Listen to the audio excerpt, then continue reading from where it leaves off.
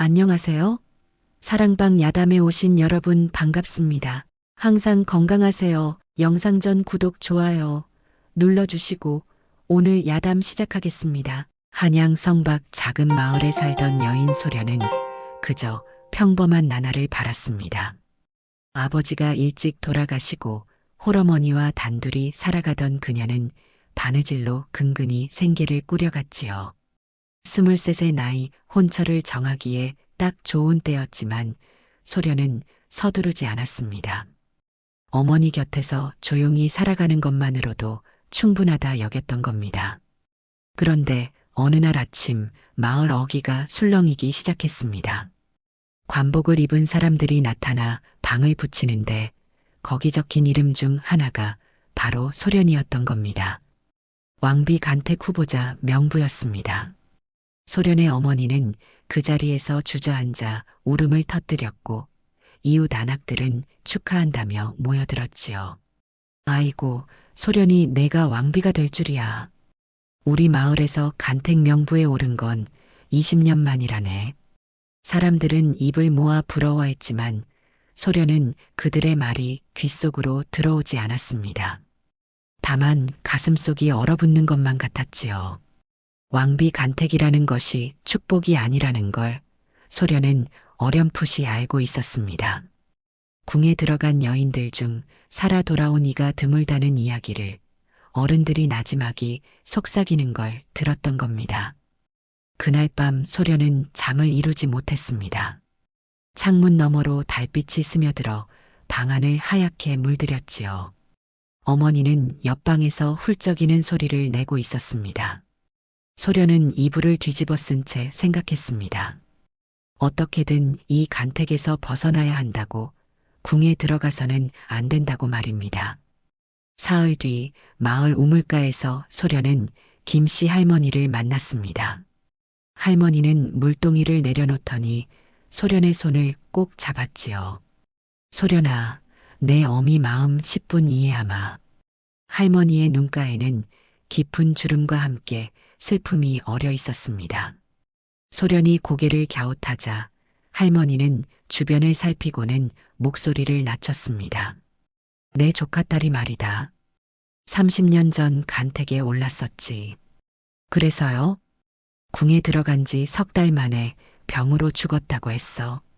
하지만 그 아이 시신을 본 사람은 아무도 없었단다. 할머니의 말에 소련의 등골이 서늘해졌습니다. 할머니는 계속 이어갔지요.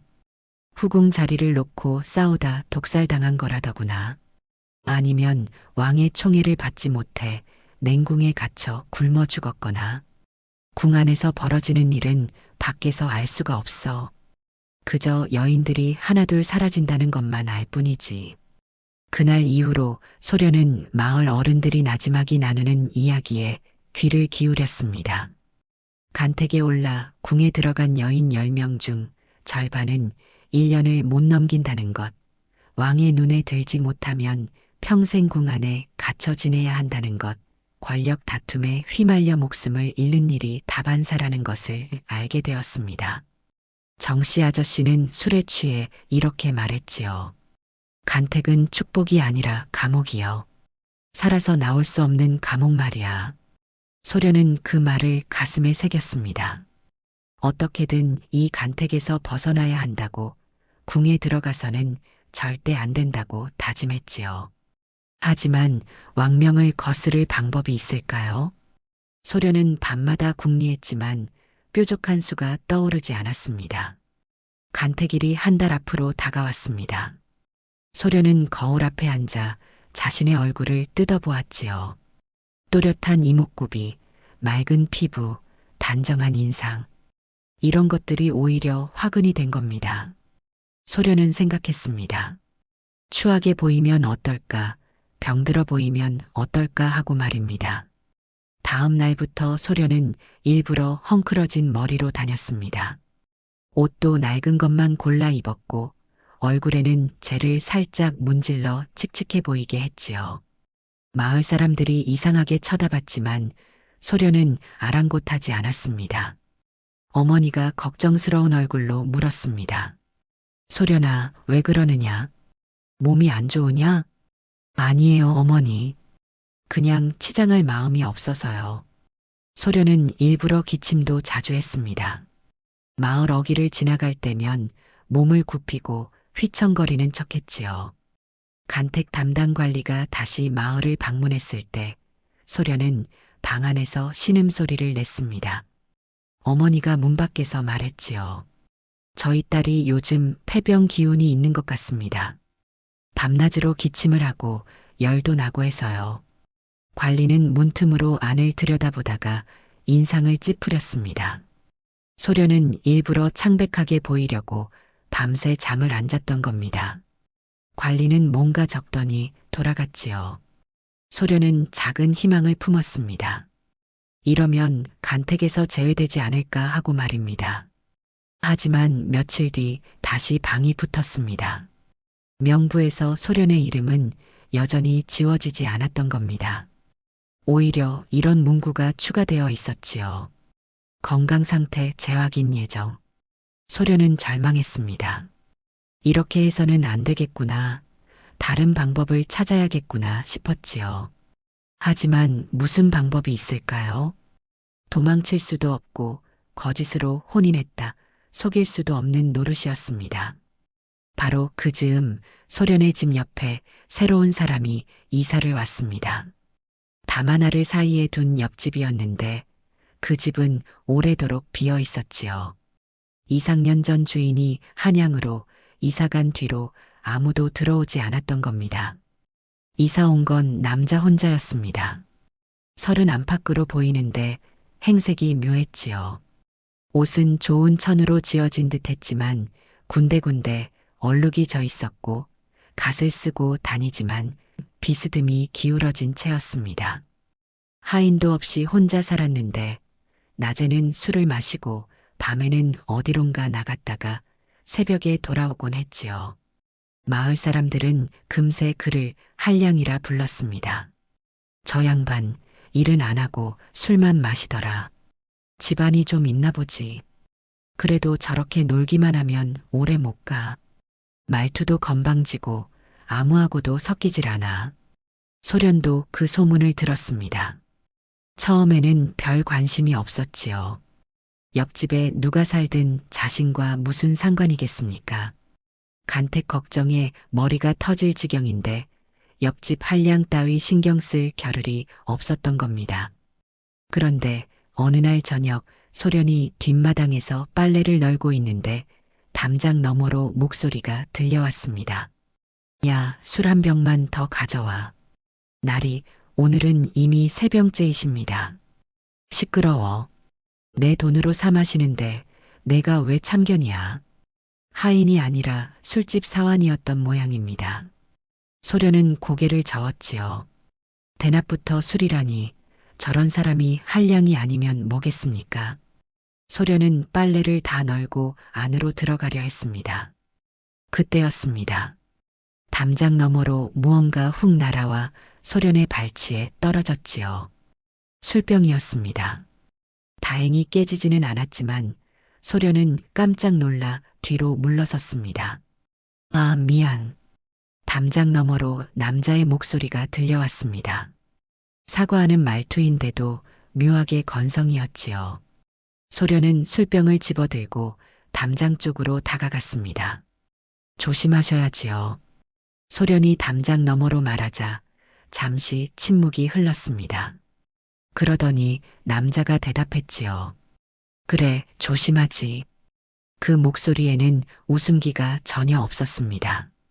한량이라면 을에 해벌쭉 웃거나 능글맞게 구는 법인데 이 사람은 달랐던 겁니다. 소련은 고개를 갸웃하며 집 안으로 돌아갔습니다.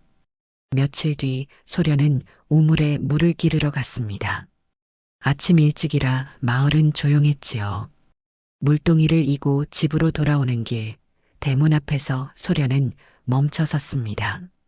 옆집 사내가 담장에 기대서 있었던 겁니다. 갓은 쓰지 않았고 머리는 대충 묶었으며 옷깃은 흐트러진 채였습니다. 아침부터 술 냄새가 났지요. 소련은 그를 못 본 척하고 지나가려 했습니다. 그런데 사내가 먼저 말을 걸었습니다. 간택 후보라며. 소련은 걸음을 멈추고 사내를 돌아보았습니다. 처음으로 제대로 마주본 얼굴이었지요. 나이는 30 안팎, 얼굴은 준수했지만 수염을 며칠 깎지 않아 지저분해 보였습니다. 하지만 소련이 가장 놀란 건 그의 눈빛이었습니다. 웃음기라곤 전혀 없는 사람을 꿰뚫어 보는 듯한 시선이었습니다. 술에 절어 사는 한량의 눈이 아니었지요. 오히려 무언가를 깊이 생각하는 사람, 세상을 다 본 사람의 눈빛이었습니다. 그게 당신과 무슨 상관입니까? 소련이 차갑게 대답했습니다. 사내는 피식 웃었지요. 상관없지. 그냥 마을에서 소문이 자자하길래 소문에 관심이나 가지실 분이. 소련의 말에 사내는 잠시 말이 없었습니다. 그러더니 천천히 고개를 끄덕였지요. 그래, 나 같은 한량이 무슨 상관이겠어. 사내는 그렇게 말하고는 돌아섰습니다. 소련은 그의 뒷모습을 물끄러미 바라봤지요. 이상한 사람이었습니다. 한량처럼 굴면서도 어딘가 달랐던 겁니다. 말투는 건방졌지만 목소리에는 무게가 있었고 몸가짐은 흐트러졌지만 등은 꼿꼿했습니다. 소련은 고개를 저으며 집 안으로 들어갔습니다. 하지만 그날 저녁 문득 그 사내의 눈빛이 떠올랐지요. 웃음기 없는 눈, 한량답지 않은 시선. 왜인지 가슴 한편이 답답해졌습니다. 그 뒤로 소련과 사내는 가끔 마주쳤습니다. 우물가에서, 마을 어귀에서, 혹은 담장 너머로 말입니다. 사내는 여전히 낮에는 술을 마시고 밤에는 어디론가 나갔다 왔지요. 마을 사람들은 여전히 그를 한량이라 수군거렸습니다. 하지만 소련은 점점 이상함을 느꼈습니다. 사내가 던지는 질문들이 예사롭지 않았던 겁니다. 어느 날 담장 너머로 사내가 물었습니다. 간택이 그렇게 싫은가? 소련은 빨래를 널다 말고 멈칫했지요. 아무에게도 말하지 않았는데 어떻게 알았을까요? 누가 좋아하겠습니까? 그럼 도망칠 생각은? 도망쳐서 어디로 갑니까? 왕명을 거스르면 삼족이 멸합니다. 사내는 잠시 침묵했습니다. 그러더니 조용히 말했지요. 그렇지. 도망칠 곳은 없지. 그 말투가 묘했습니다. 마치 자신도 도망칠 곳이 없다는 듯한 깊은 한숨이 섞인 목소리였던 겁니다. 소련은 담장 너머를 바라보며 물었습니다. 당신은 무슨 일로 이 마을에 왔습니까? 도망쳐 왔지. 뭐로부터요? 답답한 것들로부터. 사내의 대답은 늘 이런 식이었습니다. 명확하지 않으면서도 묘하게 진실처럼 들렸지요. 소련은 더 묻지 않았습니다. 각자 숨기고 싶은 게 있는 법이니까요. 며칠 뒤 소련이 장에서 돌아오는 길에 다시 사내를 만났습니다. 사내는 주막 앞에 앉아 술을 마시고 있었지요. 소련을 보더니 잔을 들어 보였습니다. 한잔 하겠나? 여자가 대낮에 술을 마십니까? 간택 전에 마음이나 풀어두지 그래. 사내의 말에 소련은 걸음을 멈췄습니다. 그의 질문은 늘 이렇게 날카로웠지요. 마치 소련의 마음속을 들여다보는 것처럼 정확했습니다. 소련은 사내를 똑바로 쳐다봤습니다. 당신은 대체 누구십니까? 사내는 술잔을 내려놓고 피식 웃었습니다. 한량이지. 마을 사람들 말대로. 한량이 저렇게 사람 마음을 꿰뚫어 봅니까? 사내의 웃음이 사라졌습니다. 잠시 소련을 바라보더니 조용히 말했지요. 사람 마음이야 다 비슷하지 않겠나? 도망치고 싶은데 도망칠 곳 없고 자유롭고 싶은데 자유로울 수 없고. 그 말에 소련은 할 말을 잃었습니다. 사내는 다시 술잔을 들었고 소련은 그 자리를 떠났지요. 하지만 그날 밤 소련은 사내의 말을 되새겼습니다. 도망치고 싶은데 도망칠 곳 없고 자유롭고 싶은데 자유로울 수 없고 그건 소련 자신의 처지이기도 했던 겁니다. 보름달이 뜬 밤 소련은 뒷마당에 앉아 있었습니다. 간택일이 보름 앞으로 다가왔지요. 아무리 궁리해도 빠져나갈 방법이 없었습니다.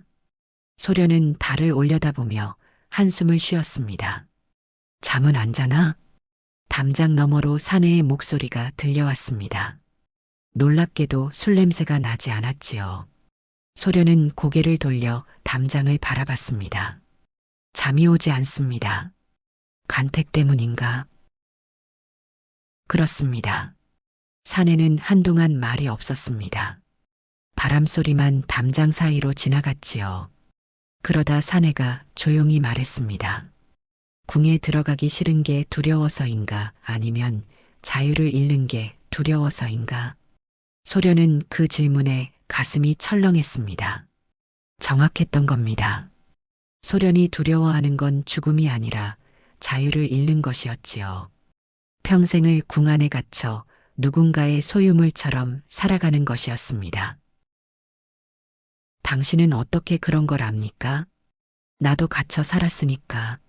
사내의 대답에 소련은 눈을 크게 떴습니다. 갇혀 살았다니 무슨 뜻일까요? 소련이 묻기도 전에 사내가 먼저 말했지요. 태어나서 지금까지 늘 누군가 곁에 있었어. 혼자 걷지도, 혼자 먹지도, 혼자 생각하지도 못했지. 모든 게 정해져 있었고, 내 뜻대로 할 수 있는 건 아무것도 없었어. 소련은 입을 다물고 들었습니다. 사내의 목소리에는 깊은 외로움이 묻어났지요. 그래서 도망쳤어. 이곳으로. 왜 하필 이곳입니까? 아무도 날 모르는 곳이니까. 여기선 그냥 한량일 뿐이니까. 소련은 비로소 알았습니다.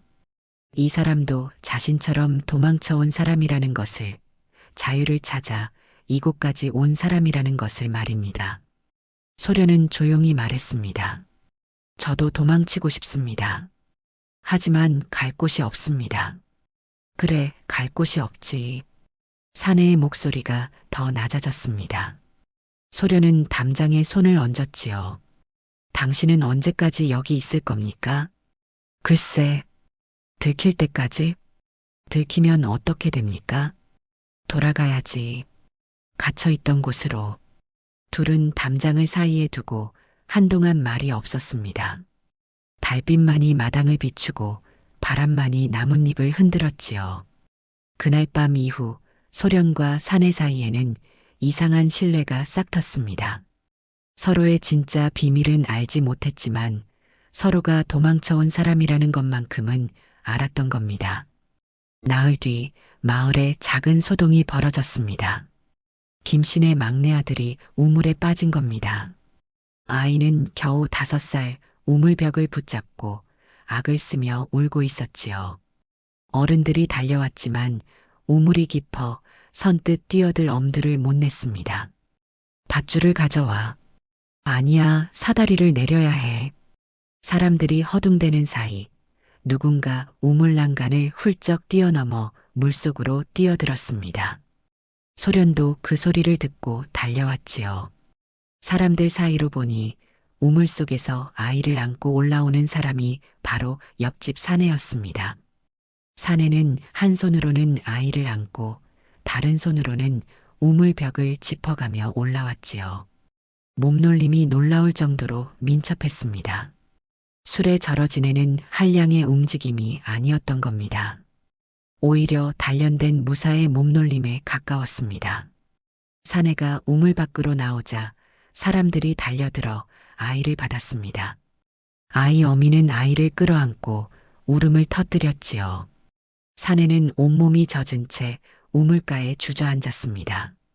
숨을 고르는 모습조차 평범하지 않았습니다. 거친 숨을 몰아쉬면서도 등은 고닫고 눈빛은 흐트러지지 않았지요. 고맙습니다. 정말 고맙습니다. 김씨가 사내에게 절을 했습니다. 사내는 손을 저으며 일어섰지요. 별일 아닙니다. 무슨 말씀을, 저희 아이 목숨을 구해주셨는데 사내는 대꾸 없이 자기 집으로 걸어갔습니다. 사람들은 수군거렸지요. 한량이라더니 몸 쓰는 솜씨가 예사롭지 않던데? 그러게 말이야. 우물에 뛰어드는 것도 저렇게 빨리 올라오는 것도 보통 사람은 못해. 소련도 그 모습을 보고 있었습니다. 사내가 집으로 들어가기 전 잠깐 소련 쪽을 돌아봤지요. 눈이 마주쳤습니다. 사내는 아무 말 없이 고개를 끄덕이고는 문을 닫았습니다. 소련은 그 자리에 서서 생각했습니다. 저 사람은 대체 누구일까? 한량치고는 너무 많은 것을 숨기고 있었습니다. 몸놀림, 말투, 눈빛. 어느 것 하나 평범하지 않았던 겁니다. 그날 밤 소련은 담장 너머로 말을 걸었습니다. 오늘 대단하셨습니다. 사내는 한참 뒤에 대답했지요. 그냥 아이가 불쌍해서. 한량이 저렇게 몸을 쓸 줄은 몰랐습니다. 옛날에 배운 게 있어서. 무엇을 배우셨습니까?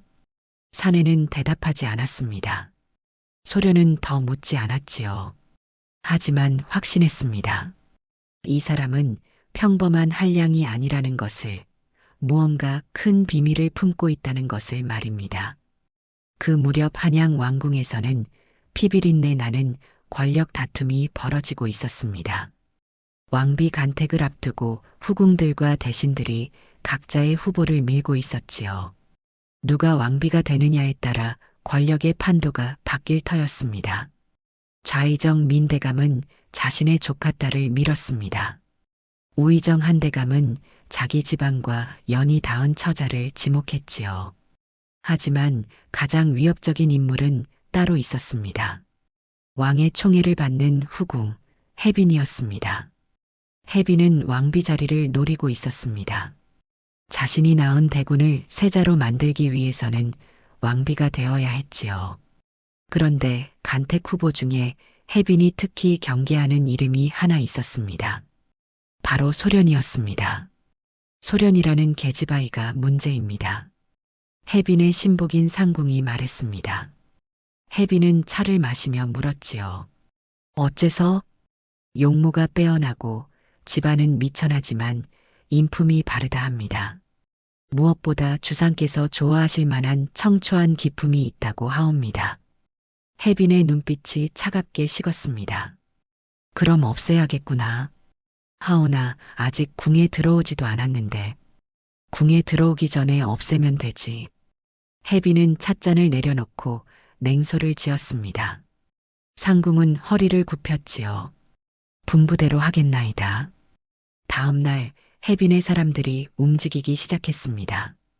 소련이 사는 마을에 밀정을 보내 동태를 살폈지요. 소련을 모함할 거짓 증언을 만들고 죄를 뒤집어 씌울 계략을 짰습니다. 한편 민대감도 가만히 있지 않았습니다. 자기 조카딸이 왕비가 되려면 경쟁자들을 제거해야 했던 겁니다. 그 역시 소련을 눈엣 가시로 여겼지요. 소련이라는 계집 어찌 처리할까? 민대감의 측근이 물었습니다. 민대감은 수염을 쓰다듬으며 말했지요.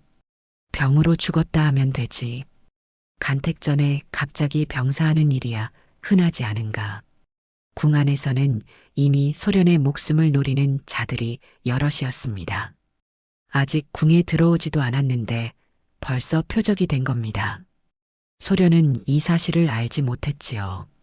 마을에서 조용히 간택일을 기다리며 불안해하고 있을 뿐이었습니다. 간택일이 열흘 앞으로 다가온 어느 날 아침, 소련의 집 앞에 관군들이 들이닥쳤습니다. 소련은 빨래를 널다가 깜짝 놀라 돌아봤지요. 소련이라는 계집이 여기 사느냐? 관군의 우두머리가 물었습니다. 소련의 어머니가 황급히 나왔습니다. 왜 그러시옵니까? 소련은 영모를 꾀한 자의 일당으로 고발되었다. 당장 잡아가겠다. 영모라니요. 우리 딸은 집 밖에도 나가지 않는데 무슨. 시끄럽다. 어서 끌고 가라. 관군들이 소련에게 달려들었습니다. 소련은 어안이 벙벙했지요.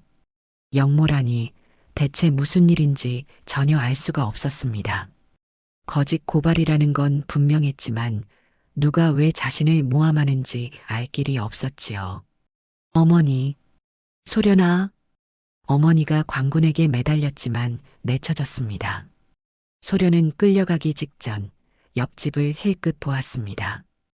혹시 사내가 나오지 않을까 싶었지요. 하지만 옆집은 조용했습니다.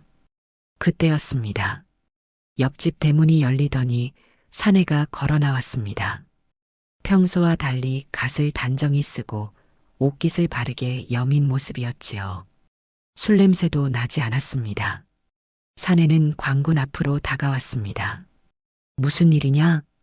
사내의 목소리에는 평소와 다른 권위가 실려 있었습니다. 광군 우두머리가 사내를 쳐다봤지요. 당신은 누구요?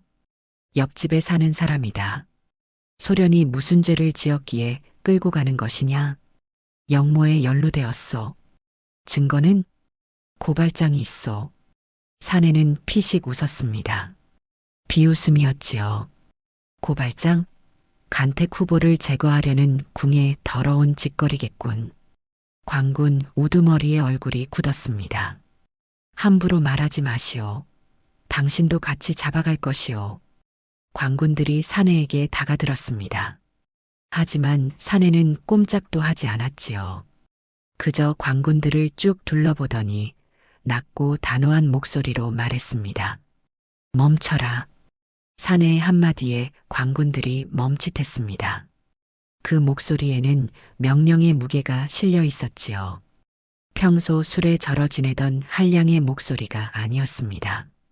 오히려 높은 자리에 있던 사람, 명을 내리는데 익숙한 사람의 목소리였던 겁니다. 광군 우두머리가 인상을 찌푸렸습니다. 당신이 뭔데 우리를 멈추라 하오? 사내는 대답 대신 품속에서 무언가를 꺼냈습니다. 작은 패찰이었지요. 광군 우두머리가 그것을 보는 순간 얼굴이 새하얗게 변했습니다. 그 패찰은 왕실의 것이었던 겁니다. 오직 왕과 왕족만이 지닐 수 있는 표식이었습니다. 이것이 광군 우두머리는 그 자리에서 무릎을 꿇었습니다. 다른 광군들도 황급히 따라 엎드렸지요. 소련은 그 광경을 보며 입을 다물지 못했습니다. 사내가 고개를 들라는 손짓도 없이 말했습니다. 이 여인에 대한 고발은 누가 했느냐? 그것은 대답하라. 해빈 마마의 명을 받은 자가 고발하였사옵니다. 사내의 눈빛이 차갑게 가라앉았습니다. 해빈이라. 과연 그럴 줄 알았다. 사내는 소련을 향해 돌아섰습니다. 소련은 그의 눈을 똑바로 보았지요. 이제야 알았습니다. 이 사람이 왜 한량처럼 살았는지, 왜 술에 절어 지냈는지, 왜 아무도 모르는 이곳으로 왔는지를 말입니다. 당신은 대체? 소련이 떨리는 목소리로 물었습니다. 사내는 잠시 망설이더니 조용히 말했지요. 나중에 설명하겠다. 지금은 이것부터 처리해야 한다. 사내는 다시 광군 우두머리를 보았습니다. 돌아가서 전하라. 이 여인은 내가 보호한다고. 누구든 손 떼는 자는 내가 직접 처벌할 것이라고. 하오나. 해빈에게도 전하라. 간택에 손을 대지 말라고.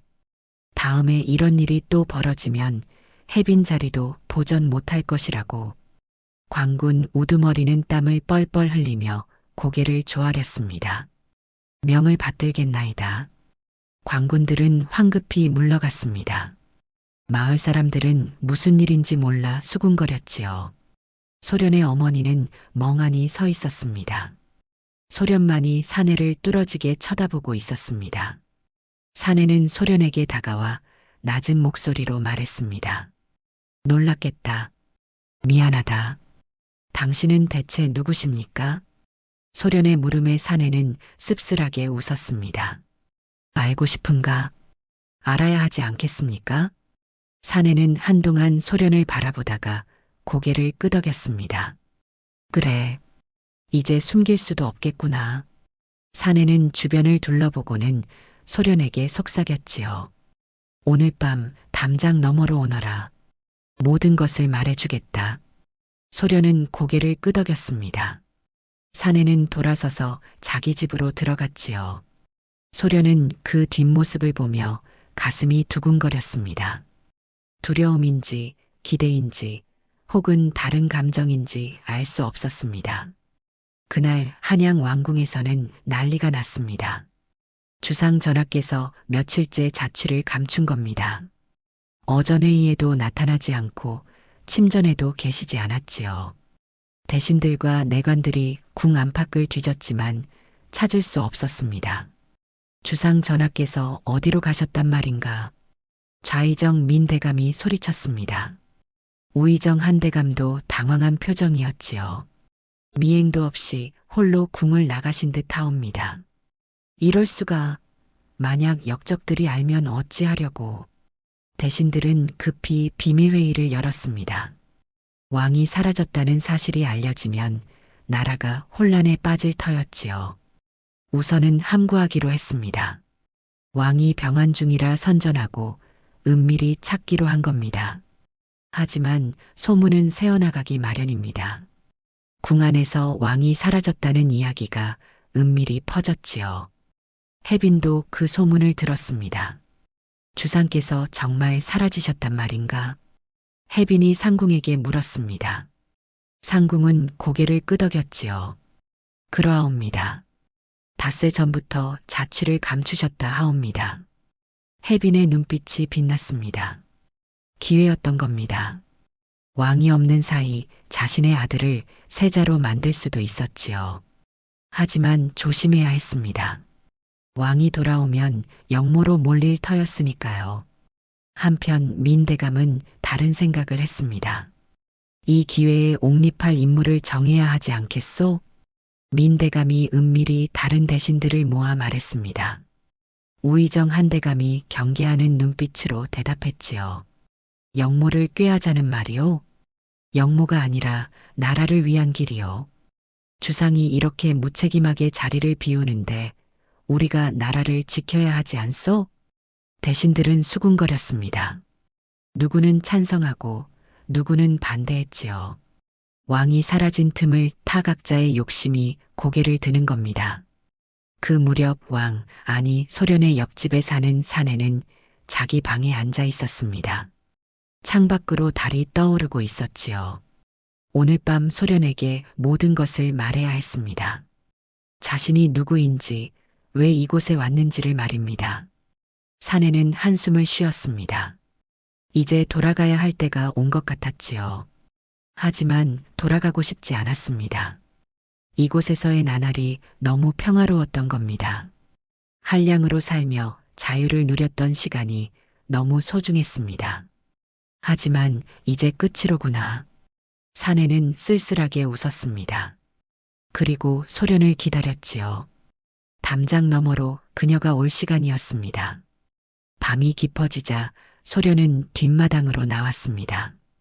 달빛이 마당을 환하게 비추고 있었지요. 소련은 담장 앞에 서서 낮은 목소리로 불렀습니다. 계십니까? 여기 있다. 담장 너머로 사내의 목소리가 들려왔습니다. 평소보다 더 무거운 목소리였지요. 소련은 담장에 손을 얹고 말했습니다. 말씀하시겠다 하셨습니다. 그래. 사내는 한동안 침묵했습니다. 바람소리만 담장 사이로 지나갔지요. 그러다 사내가 천천히 입을 열었습니다. 나는 이 나라의 왕이다. 소련은 숨이 멎는 듯 했습니다. 짐작은 했지만 직접 듣는 것은 달랐지요. 왕. 바로 담장 하나 너머에 왕이 있었던 겁니다. 소련은 떨리는 목소리로 물었습니다. 왜 이곳에 계셨습니까? 자유롭게 숨쉬고 싶었다. 사내, 아니 왕의 목소리에는 깊은 외로움이 묻어났습니다. 태어나서 지금까지 나는 한 번도 자유로웠던 적이 없다. 왕세자로 태어나 왕이 되었고 모든 것이 정해져 있었지. 무엇을 먹을지, 무엇을 입을지, 누구를 만날지. 모두 다른 사람들이 정했다. 왕은 한숨을 쉬었습니다. 신하들은 나를 허수아비로 여기고 후궁들은 권력을 탐하며 대신들은 파벌 싸움에만 몰두한다. 나는 그저 그들의 꼭두각시일 뿐이었다.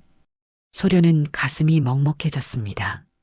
왕이라 해서 행복한 게 아니었던 겁니다. 오히려 가장 불행한 것은 왕일지도 몰랐지요. 그래서 도망쳤다. 이곳으로, 아무도 나를 왕으로 보지 않는 곳으로. 그래서 한량 행세를 하신 겁니까? 그래. 한량으로 살면 아무도 나를 의심하지 않았다. 술을 마시고 게으름을 피우고 제멋대로 살면 왕이라고는 생각도 못하지. 왕은 쓸쓸하게 웃었습니다. 여기서 보낸 시간이 내 평생에서 가장 자유로운 시간이었다. 아무도 내게 절을 하지 않고 아무도 내게 아첨하지 않았다. 그저 옆집 한량일 뿐이었으니까. 소련은 담장 너머를 바라보았습니다. 왕의 모습은 보이지 않았지만 그의 목소리에 담긴 쓸쓸함은 느낄 수 있었지요. 그런데 너를 만났다. 왕의 말에 소련은 가슴이 철렁했습니다. 간택을 피하고 싶어하는 너를 보며 나 자신을 본 것 같았다. 도망치고 싶지만 도망칠 곳 없는 처지. 자유롭고 싶지만 자유로울 수 없는 운명. 왕은 잠시 말을 멈췄다가 이어갔습니다.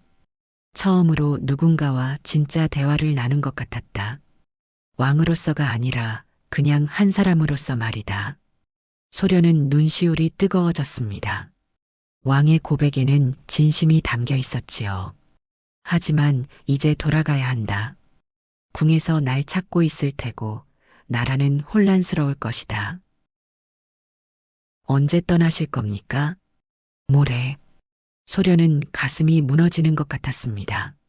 모레면 이틀밖에 남지 않은 겁니다. 그럼 다시는 못 만날까요? 왕은 한참을 침묵하다가 대답했습니다. 모르겠다. 하지만 한 가지는 약속하마. 간택에서 너를 지키겠다. 소련은 고개를 숙였습니다. 눈물이 흘러내렸지요. 왕은 담장 너머에서 조용히 말했습니다. 미안하다. 진작 말했어야 했는데. 소련은 고개를 저었습니다. 말로는 표현할 수 없는 감정들이 가슴속을 휘저었지요. 그날 밤 둘은 담장을 사이에 두고 오래도록 말없이 서 있었습니다. 다음 날 소련은 하루 종일 멍하니 지냈습니다. 왕의 고백이 머릿속을 떠나지 않았지요. 옆집에 사는 한량이 왕이었다니. 믿기지 않으면서도 모든 게 설명되는 것 같았습니다. 왜 그의 눈빛이 한량답지 않았는지, 왜 그의 말투에 권위가 서렸는지, 왜 관군들이 그의 명령에 복종했는지, 모든 것이 이제 이해가 되었습니다. 하지만 소련의 가슴은 혼란스러웠습니다. 분노와 슬픔, 그리고 이름 모를 감정이 뒤섞였지요.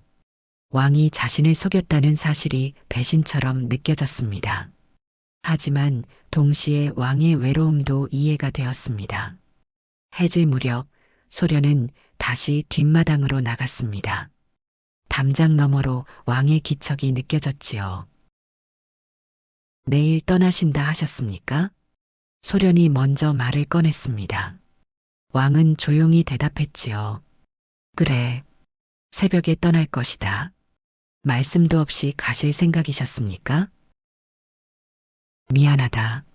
소련은 담장을 손으로 짚었습니다. 눈물이 흘러내렸지요. 왜 속이셨습니까? 처음부터 말씀하실 수도 있었을 텐데. 말할 수 없었다. 내가 왕이라는 걸 알면 너는 나를 왕으로만 대했을 것이다. 나는 그저 한 사람으로 대해주기를 바랐다. 소련은 고개를 떨궜습니다. 왕의 말에 일리가 있었지요. 만약 처음부터 왕이라고 했다면 소련도 다르게 대했을 겁니다. 담장 너머로 편하게 이야기 나누지도 못했을 것입니다. 하지만 속인 건 사실입니다. 그래, 속였다. 용서를 구하지도 않겠다. 왕의 목소리는 단호했습니다. 소련은 한참을 침묵하다가 물었지요. 저를 어찌하실 겁니까? 간택은요? 간택에서 빼주고 싶지만 그럴 수 없다. 소련은 눈을 크게 떴습니다. 왜요? 주상께서 명하시면 되는 것 아닙니까? 간택에서 너를 빼면 다른 세력들이 의심할 것이다. 왜 하필 너만 빼주느냐고. 그럼 너는 더 위험해진다. 왕은 한숨을 쉬었습니다. 차라리 간택에 참여하게 하고 내가 지키는 게 낫다. 소련은 가슴이 답답했습니다. 결국 궁에 들어가야 한다는 말이었지요. 그럼 저는 평생 궁에 갇혀 사는 겁니까? 미안하다. 왕의 목소리에 죄책감이 묻어났습니다. 소련은 눈물을 닦으며 말했지요. 주상께서는 자유를 원하셨으면서 왜 제 자유는 빼앗으십니까? 그 말에 왕은 할 말을 잃었습니다. 소련의 말이 전곡을 찌른 겁니다. 왕은 한동안 말이 없다가 조용히 대답했습니다. 옳은 말이다. 나는 이기적인 사람이다. 소련은 더 이상 말하지 않았습니다. 담장 너머로 왕의 한숨소리만 들렸지요. 그날 밤 소련은 밤새 잠을 이루지 못했습니다. 왕에 대한 감정이 무엇인지 알 수 없었습니다. 분노인지 연민인지 혹은 다른 것인지 말입니다. 다음 날 새벽 소련은 잠에서 깨어났습니다. 아니, 사실 잠을 잔 게 아니었지요. 밤새 뒤척이다가 동이 트자 일어난 겁니다. 옆집에서 인기척이 들렸습니다. 왕이 떠날 준비를 하는 소리였지요. 소련은 뒷마당으로 나갔습니다. 담장 너머로 왕의 모습이 어렴풋이 보였습니다. 평소에 헝클어진 차림이 아니라 단정한 옷을 입고 있었지요. 왕의 모습으로 돌아간 겁니다. 가시는군요. 소련이 말했습니다. 왕은 걸음을 멈추고 담장 쪽을 돌아봤지요. 그래, 그렇게 가시면 됩니까? 아무 말씀도 없이? 왕은 대답하지 않았습니다. 소련은 분노가 치밀어 올랐지요. 주상께서는 자유를 원하셨다 하셨습니다. 그래서 이곳에 오셨다 하셨지요. 하지만 저는요, 저도 자유를 원합니다. 저도 간택이 싫습니다. 왜 주상께서만 자유로우실 수 있고 저는 안 됩니까? 소련의 목소리가 떨렸습니다. 왕은 담장 너머로 조용히 대답했지요. 옳은 말이다. 옳은 말이라고 인정만 하시면 됩니까? 제 인생은 어찌 되든 상관없으십니까? 상관있다. 왕의 목소리가 낮아졌습니다. 너무 상관 있어서 문제다. 내가 너를 지키려 하는 것도 간택에 참여하게 하는 것도 모두 너를 위해서다. 그건 핑계입니다. 소련은 소리쳤습니다. 주상께서 정말 저를 생각하신다면 간택에서 빼주실 수 있습니다. 하지만 그러지 않으시는 건 결국 저를 곁에 두고 싶으시기 때문 아닙니까? 왕은 할 말을 잃었습니다. 소련의 말이 맞았던 겁니다. 왕은 소련을 지키고 싶었지만 동시에 곁에 두고 싶기도 했지요. 이기적인 마음이었습니다. 인정한다. 나는 이기적이다. 왕의 목소리에 자조가 섞였습니다. 너를 자유롭게 해주고 싶으면서도 동시에 곁에 두고 싶다. 모순이지. 하지만 이게 내 진심이다. 소련은 눈물을 흘렸습니다. 분노와 슬픔 그리고 배신감이 뒤섞인 눈물이었지요. 저는 주상을 믿었습니다. 담장 너머에서 나누던 대화가 진심이라 믿었습니다. 하지만 모두 거짓이었군요. 주상께서는 저를 이용하신 겁니다. 아니다. 왕의 목소리가 단호해졌습니다. 그건 아니다. 너와 나눈 대화는 모두 진심이었다. 내가 한량으로 살며 느꼈던 자유도 너와 나눈 이야기도 모두 진짜였다. 하지만 속이셨잖습니까? 속인 건 신분뿐이다. 내 마음은 속이지 않았다. 소련은 고개를 저었습니다. 더 이상 들을 수 없었지요. 가십시오. 어서 떠나십시오.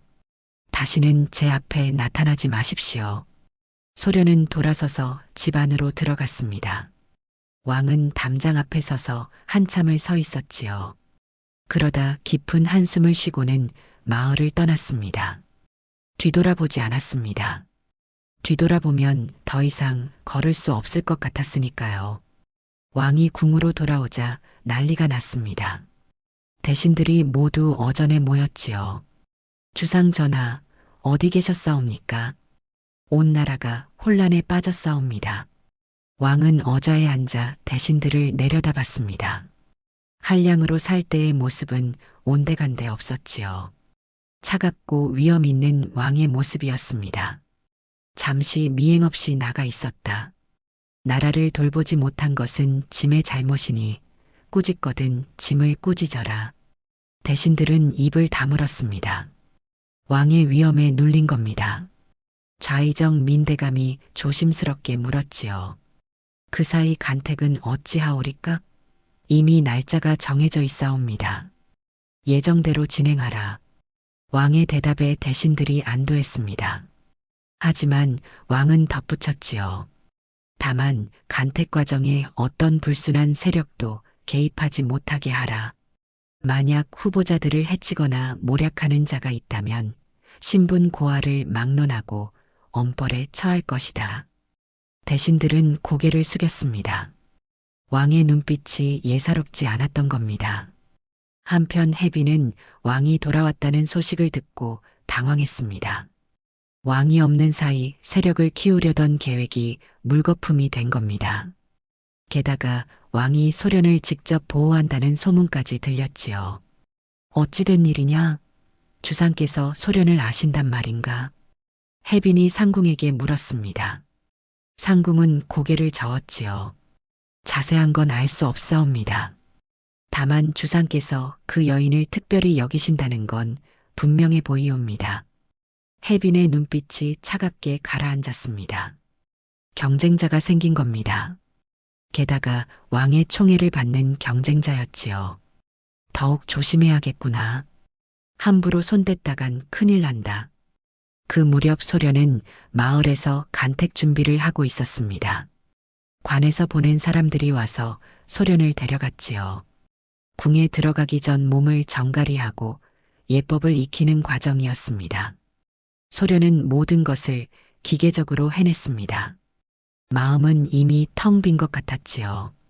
왕에 대한 분노도 슬픔도 이제는 무뎌졌습니다. 그저 운명을 받아들일 뿐이었습니다. 어머니가 걱정스러운 얼굴로 소련을 바라봤습니다.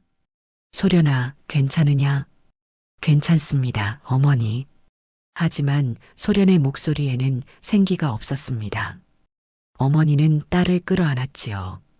미안하다. 어미가 무능해서. 아닙니다. 어머니 잘못이 아닙니다. 소련은 어머니를 아는 채 생각했습니다. 이제 돌아갈 수 없는 길을 가는구나. 왕도 자신도 이미 너무 멀리 와버렸구나 하고 말입니다.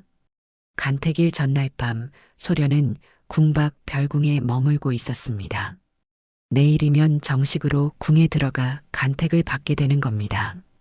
소련은 창밖을 바라보며 깊은 한숨을 쉬었지요. 그때 문 밖에서 인기척이 들렸습니다. 상궁이 들어와 허리를 굽혔습니다. 주상 전하께서 부르시옵니다. 소련은 가슴이 철렁했습니다. 왕을 다시 만나게 될 줄은 몰랐지요. 소련은 상궁을 따라 별궁의 작은 정자로 갔습니다. 달빛 아래 왕이 서 있었습니다. 왕은 골룡포를 입고 있었습니다. 더 이상 한량의 모습이 아니었지요. 하지만 눈빛만은 여전했습니다. 소련을 보는 그 애틋한 눈빛은 변하지 않았던 겁니다. 오래간만이다. 왕이 먼저 말을 꺼냈습니다. 소련은 고개를 숙여 예를 갖췄지요. 주상 전하, 그렇게 부르지 마라. 우리 사이에, 이제 우리 사이는 없습니다. 소련의 말에 왕은 입을 다물었습니다. 소련은 고개를 들어 왕을 똑바로 봤지요. 어찌하여 저를 부르셨사옵니까? 왕은 한참을 소련을 바라보다가 조용히 말했습니다. 선택을 주려 한다. 선택이옵니까? 궁으로 들어올 것인가 아니면 나를 버리고 떠날 것인가? 소련은 눈을 크게 떴습니다. 왕이 계속 말했지요. 내가 너를 간택에서 빼주겠다. 병으로 죽었다 하고 다른 곳에서 새 삶을 살게 해주겠다. 어머니도 함께 모시고 갈 수 있다. 하지만 그러시면 내가 어찌되든 상관없다. 내가 자유롭게 사는 게 중요하다. 왕의 목소리에는 진심이 담겨 있었습니다. 소련은 가슴이 뭉클했지요. 하지만 궁에 남을 수도 있다. 내 곁에 있을 수도 있다. 선택은 내 몫이다. 소련은 혼란스러웠습니다. 자유를 택할 것인가 아니면 왕 곁에 남을 것인가. 둘 다 원하면서도 둘 다 두려웠습니다. 왜 이제야 이런 선택을 주십니까? 늦었다는 걸 안다. 하지만 그래도 내게 물어야 했다. 내 뜻을 존중해야 했다. 소련은 눈물을 참으며 물었습니다. 만약 제가 궁에 남는다면 주상께서는 저를 어찌하실 겁니까? 왕비로 삼을 것이다. 왕의 대답에 소련은 숨을 멈췄습니다. 왕비라. 저 같은 미천한 것을. 신분은 중요치 않다. 내가 원하는 건 진심으로 나를 대해줄 사람이다. 왕이 아닌 한 사람으로 대해줄 사람이다. 왕은 한 걸음 다가왔습니다. 내가 그런 사람이다. 담장 너머에서 나와 이야기하던 너. 한량이라 여기며 솔직하게 대해주던 너. 그런 내가 곁에 있어주길 바란다. 소련은 고개를 떨궜습니다. 눈물이 뚝뚝 떨어졌지요. 하지만 강요하지 않겠다. 내가 자유를 택한다면 기꺼이 보내주겠다. 왕은 물러섰습니다. 내일 아침까지 생각해라. 그리고 답을 주거라. 왕은 돌아서서 떠났습니다. 소련은 정자에 홀로 남아 밤새 고민했지요. 자유와 사랑 사이에서 소련은 선택을 해야 했습니다. 다음 날 아침 소련은 결정을 내렸습니다. 궁에 남기로 한 겁니다. 자유도 소중했지만 왕 곁에 있고 싶은 마음이 더 컸지요. 소련은 왕에게 그 뜻을 전했습니다. 왕은 소련의 손을 잡았습니다. 후회하지 않겠나?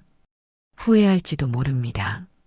하지만 떠나는 것도 후회할 것 같습니다. 왕은 고개를 끄덕였습니다.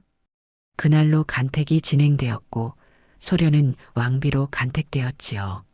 하지만 이는 궁 안의 세력들에게 선전포고나 다름없었습니다. 해비는 분노로 떨었습니다. 미천한 것이 감히 왕비 자리에. 해빈의 상궁이 조심스럽게 말했습니다. 주상께서 총애하시니 어찌하겠사옵니까? 총애가 영원하진 않다. 기회를 봐야지. 해빈은 음모를 꾸미기 시작했습니다. 소련을 제거할 방법을 찾았지요. 독을 타거나 모함을 하거나 아니면 역모로 몰거나. 방법은 많았습니다. 한편 민대감도 가만히 있지 않았습니다. 자기 조카딸이 떨어지고 소련이 왕비가 된 것에 분개했지요. 저 계집을 제거해야 한다. 민대감은 측근들을 모았습니다. 소련에게 죄를 뒤집어 씌울 계략을 짰지요.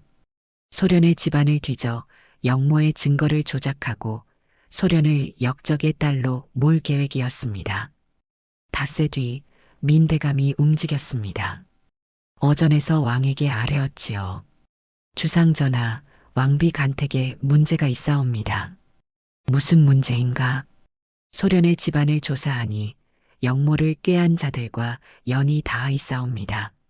민대감은 조작된 증거를 내밀었습니다. 왕은 그것을 보며 눈빛이 차갑게 식었지요. 이것이 증거라고 내미는 것이냐? 그러하옵니다. 허접하기 짝이 없구나. 왕의 목소리가 낮아졌습니다. 민대감은 당황했지요. 주상전하. 경은 지금 짐을 우롱하는 것이냐? 이런 조잡한 조작으로 왕비를 모함하다니. 왕은 증거를 집어던졌습니다. 당장 물러가라. 다음에 또 이런 짓을 한다면 좌의정 자리도 도전 못할 것이다. 민대감은 황급히 물러났습니다. 하지만 혜빈은 더 교묘한 방법을 썼지요. 소련이 먹는 음식에 서서히 독을 타기 시작한 겁니다. 한 번에 많이 넣으면 들키니 조금씩 넣어 병들게 만들 계획이었습니다. 소련은 며칠 사이 안색이 나빠졌습니다. 왕은 그것을 알아챘지요. 어이를 불러라. 어이가 소련을 진찰하고는 고개를 갸웃했습니다. 증세가 이상하옵니다. 마치 도끼가 있는 듯 왕의 얼굴이 굳었습니다. 즉시 궁 안을 조사하게 했지요. 결국 혜빈의 소행이 밝혀졌습니다. 왕은 분노했습니다. 사랑하는 사람의 목숨을 건 싸움이 된 겁니다. 왕은 혜빈을 폐위시켰습니다. 그리고 민대감을 비롯한 모든 음모자들을 처벌했지요. 가차없는 결단이었습니다. 대신들은 왕의 결정에 벌벌 떨었습니다. 주상 전하 혜빈을 폐위하시면 혜빈의 친정인 김씨 문중이 가만히 있지 않을 것이옵니다. 우의정 한대감이 조심스럽게 말했습니다. 왕은 차갑게 대답했지요. 그럼 김씨 문중도 처벌하면 되지 않겠는가? 그러시면 조정이 혼란해. 혼란이 두렵다고 죄인을 놔두란 말이냐? 왕의 눈빛에 대신들은 고개를 숙였습니다. 왕은 계속 말했지요. 짐은 더 이상 권력에 휘둘리지 않겠다. 왕비를 해치려 한 자들은 모두 처벌할 것이다. 신분 고하를 막론하고 말이다. 왕은 실제로 그렇게 했습니다. 혜빈은 폐위되어 궁에서 쫓겨났고 민대감은 귀양을 갔지요. 혜빈과 결탁했던 다른 대신들도 모두 파직되었습니다. 하지만 이는 큰 파장을 일으켰습니다. 김씨 문중이 반발했고 민대감의 당파가 들고 일어났지요. 조정은 혼란에 빠졌습니다. 주상께서 한 여인 때문에 나라를 위태롭게 하신다. 반대파 대신들이 소리쳤습니다. 하지만 왕은 흔들리지 않았습니다. 나라가 위태로운 것이 아니다. 부패한 권력이 무너지는 것뿐이다. 왕은 권력을 스스로 베어냈습니다. 오랫동안 조정을 장악하고 있던 세력들을 하나하나 제거했지요. 피로 물든 결단이었습니다. 많은 사람이 반발했지만 왕은 물러서지 않았습니다. 소련은 이 모든 것을 보며 가슴 아파했습니다. 자신 때문에 왕이 이렇게 고통받는 것 같았지요. 어느 날 소련이 왕에게 말했습니다. 주상 전하, 제가 물러나겠습니다. 무슨 소리냐? 저 때문에 나라가 혼란스럽습니다. 제가 왕비 자리를 내려놓으면 왕은 소련의 말을 잘랐습니다. 아니다. 내 잘못이 아니다. 왕은 소련의 손을 잡았습니다. 이건 오래전부터 해야 했던 일이다. 부패한 권력을 걷어내고 진짜 왕으로 서는 일 말이다. 내가 없었어도 언젠가는 해야 했다. 하지만 내가 있어서 용기를 낼 수 있었다. 고맙다. 왕은 소련을 안았습니다. 소련은 왕의 품에서 눈물을 흘렸지요. 왕은 사랑을 지키기 위해 권력을 버렸습니다. 아니, 권력을 바로 세우기 위해 부패를 베어냈던 겁니다. 며칠 뒤 조정은 새로운 대신들로 채워졌습니다. 왕을 진심으로 따르는 사람들, 나라를 위하는 사람들이었지요.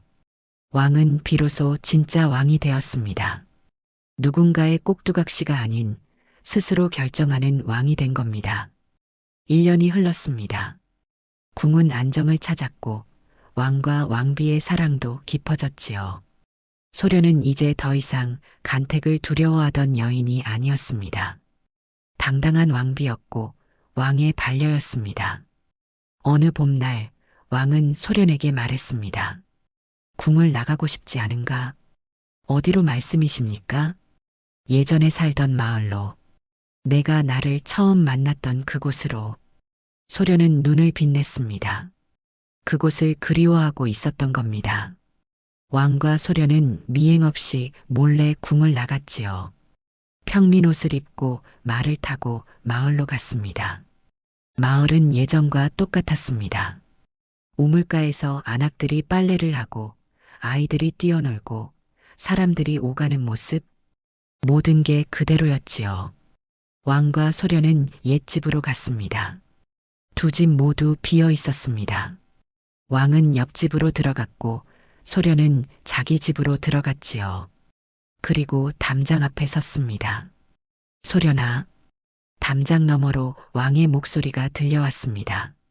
마치 예전으로 돌아간 것 같았지요. 예, 주상 전하. 주상이라 부르지 마. 지금은 그냥 내 옆집에 사는 한량이다. 소련은 웃음을 터뜨렸습니다. 한량이시라고요? 술도 안 드시면서요. 그럼 오늘은 마셔야겠구나. 왕은 정말로 술을 가져왔습니다. 담장 너머로 소련에게 잔을 건넸지요. 소련은 그것을 받아 마셨습니다. 그때로 돌아간 것 같습니다. 소련이 말했습니다. 왕은 고개를 끄덕였지요. 그래, 우리가 처음 만났던 그때로, 눈이 마주쳤던 그날로. 소련은 담장을 바라보며 조용히 말했습니다. 왕도 담장을 바라보며 대답했지요. 그날 내 눈을 보고 알았다. 이 사람은 다르다고. 나를 왕으로 보지 않는다고. 저도 알았습니다. 이 사람은 한량이 아니라고. 뭔가 큰 비밀을 품고 있다고. 둘은 웃었습니다. 담장을 사이에 두고 말입니다. 예전처럼요. 잠시 침묵이 흘렀습니다. 바람이 담장 사이로 지나가고 새소리가 들렸지요. 왕이 먼저 입을 열었습니다. 후회하지 않나? 무엇을요? 간택에 응한 것, 자유를 포기한 것. 소련은 고개를 저었습니다. 후회하지 않습니다.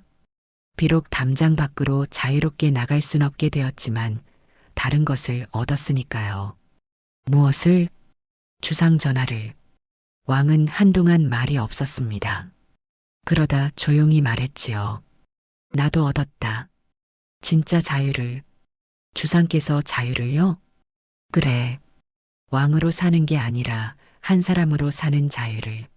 너와 함께 있으면 자유롭다. 왕 노릇을 하면서도 내가 나일 수 있으니까. 소련은 눈시울이 뜨거워졌습니다. 왕도 마찬가지였지요. 해가 저물어 갔습니다. 왕과 소련은 담장 앞에 서서 석양을 바라봤습니다. 담장 너머로 서로의 그림자가 어렴풋이 보였지요. 주상 전하, 소련이 불렀습니다. 왜? 궁으로 돌아가도 이 담장을 잊지 말아 주십시오. 왕이 물었습니다.